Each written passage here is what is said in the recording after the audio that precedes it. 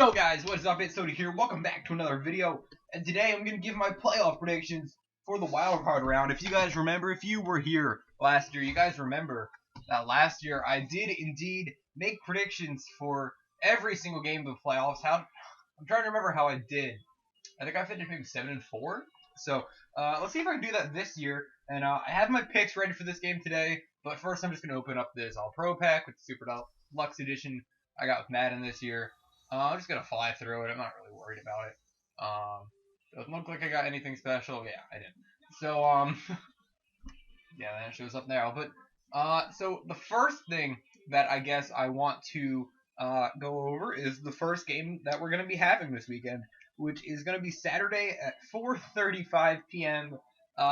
EST, of course, on ABC and ESPN, and that is the Chiefs at the Texans. Going into this game, I know that just an insane amount of people are predicting the Chiefs to beat the Texans. A lot of people are even predicting the Chiefs to go to the Super Bowl because of this 10-game winning streak they have. You can't really argue against a 10-game winning streak. Like, that's an impressive streak, and you deserve kudos for that. But I think people are 100% overrating this Chiefs team. I don't think the Chiefs are a bad team, but I don't think they're that good of a team as well. By the way, ignore how bad I'm doing in this year's Madden. It's brutal for whatever reason. Meanwhile, the Texans, if you told me a few weeks ago the Texans would win this division, I'd be like, nah, I don't think so. But they did, and now they get a home playoff game. The Texans, of course, coming into this game 9-7. The Chiefs 11-5. So there's a little bit of a disparity as far as that goes.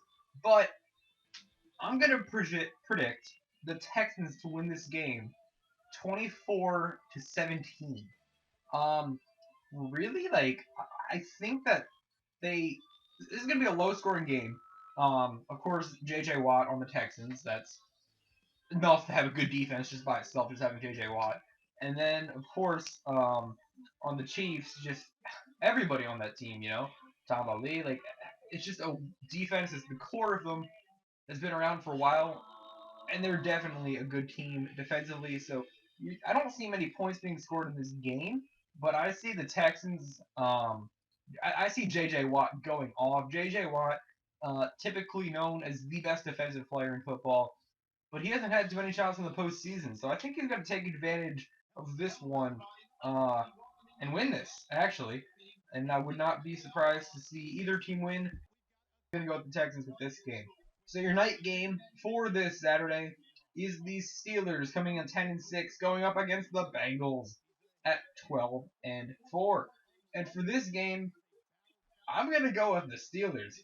I think that really no matter what the Bengals do, they're just not gonna win a playoff game. Andy Dalton is such a horrific playoff quarterback. And then if they do start AJ McCarron, I really haven't stayed too up to date on what's going on as far as that's concerned. But AJ McCarron is such a new quarterback in this league, and I don't think AJ McCarron is ready to lead a team to a playoff victory, especially against a Steelers team that has arguably one of the best offenses in football. When you got Marcus Wheaton, Antonio Brown, Big Ben Roethlisberger, that's a powerful offense, and I don't really see the Bengals being able to stop that, especially in the playoffs. I don't like this matchup for the Bengals. I think that eventually one year they are going to get that playoff win, but I don't think this is that time.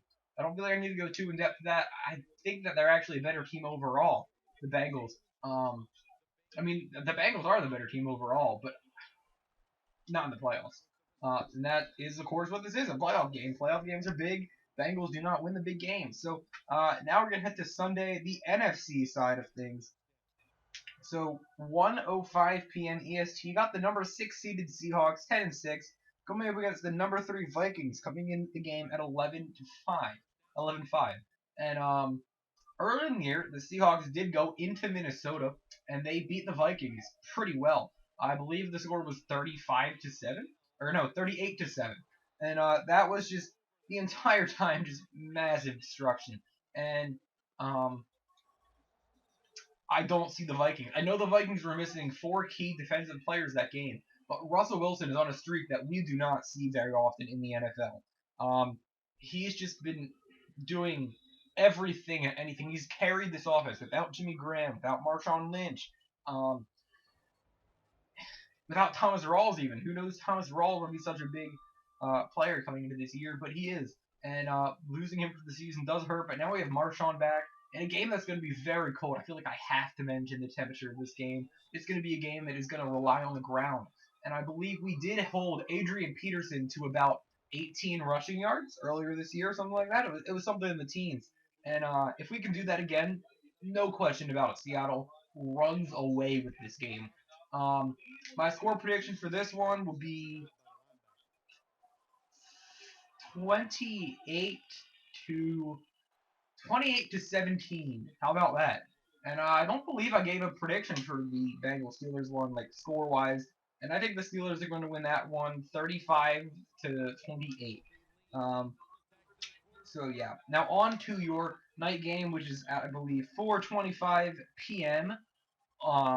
EST of course, and that is the number 5 seeded Packers going up against the number 4 seeded Redskins.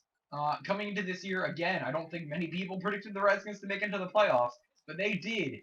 And now it's all about what they do that they got in. You got into the dance, doing a few games, and you are going to see yourself in the Super Bowl.